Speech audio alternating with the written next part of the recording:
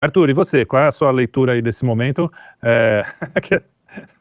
Pode falar. Eu acho que já ficou claro uma coisa óbvia, né? Que a união da direita só vale se for pro candidato do sistema, né? Pois é. Então, todos aqueles que queriam a união da direita e falavam tanto da união da direita, inclusive que a gente, né? Que o Kim dividia a direita, aí a direita se posiciona com o candidato e os caras imediatamente começam a criticar e dizer que não é bem assim, que não pode ser o Flávio, né? E começar a criticar o Flávio. Então, veja só, isso revela uma coisa que acho que confirma, não revela, só se confirma, que nunca houve uma vontade de unir a direita, mas de capturar a direita, entendeu? De capturar a direita e placar o candidato do sistema, entendeu? E eu vejo duas derivadas disso. A primeira é que, para mim fica muito claro, e eu só discordo um pouco, Télio, que a Faria Lima se surpreendeu por causa da desconexão com a realidade. Eu acho que ela se surpreendeu porque o entorno, dentro do sequestro do Bolsonaro e daquelas visitas pontuais que foram feitas ao Bolsonaro nas semanas anteriores, então o Tarcísio, o próprio Nicolas, o próprio Ciro Nogueira, eles foram lá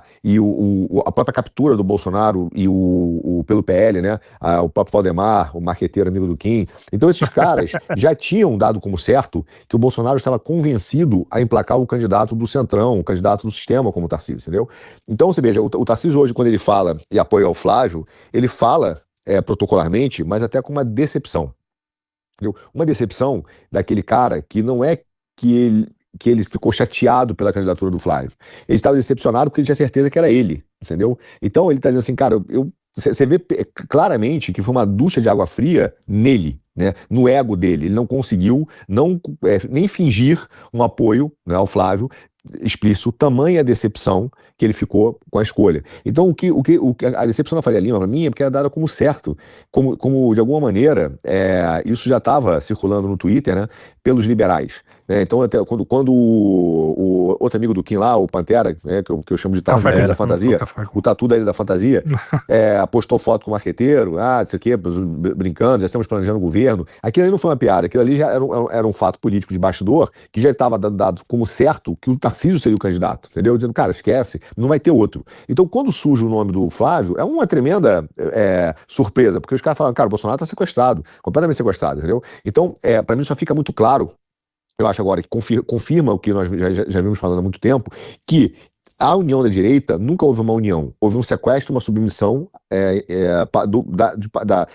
da direita brasileira, bolsonarista, a uma pauta privatista, liberal, do tipo, vai ser do nosso jeito, né? O seu voto do nosso jeito. Então, é isso que revela.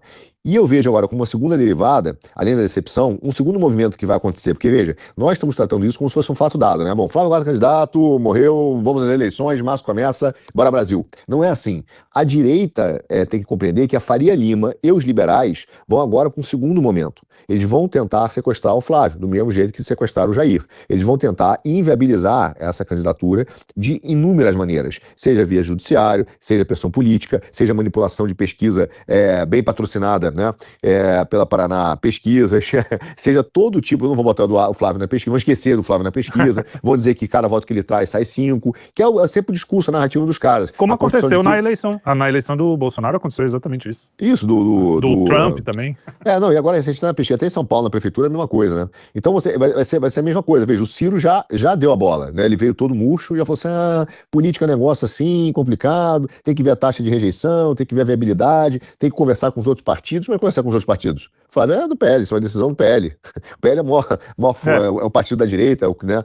Teoricamente, né? Bom, mas tem orçamento, não tem que discutir com que partido, cara, entendeu? Quem é Ciro Nogueira na fila do pão? E aí vem uma outra crítica que eu faço, como já falei algumas vezes, que curiosamente, quando ele fala isso e quando ele representa a direita, nenhum dos deputados intergalácticos, que adoram dizer que são direita, etc., nem o outro amigo do Kim aí, o Tobias Panqueca, ele vai lá no Ciro e fala assim, você não representa a direita, cara. Você não tem que falar nada, porque você não representa a direita. Então, a omissão desses caras todos legitima a postura do Ciro, como se ele estivesse falando por ele, entendeu? Então, o Tobias Panqueca, esse cara agora, tem dois grandes líderes, né? Um é o Deltão Dallagnol e o outro é o Ciro, entendeu? Então, falaram tanto porque eles são incapazes de dizer pro cara, você não representa a direita, esse não é um assunto seu, entendeu? Mas são os dois pontos. Para mim, para começar aqui o nosso programa, essa puxada aí de fio, é isso. A união da direita acho que confirmou, né? Daqui a pouco vai ter uma hashtag, né? O Kim tem razão, né? Infelizmente, e até nós nos irritamos nos nossos grupos aí, mas ele tem razão, né? A união da direita só vale se for pro candidato do sistema. E, para mim, a Faria Lima vai sequestrar vai querer sequestrar o Flávio, entendeu? Essa galera aí do né, do Pantera ao Dedé Odebrecht, se prepara porque o Flávio vamos fazer de tudo para inviabilizá-lo.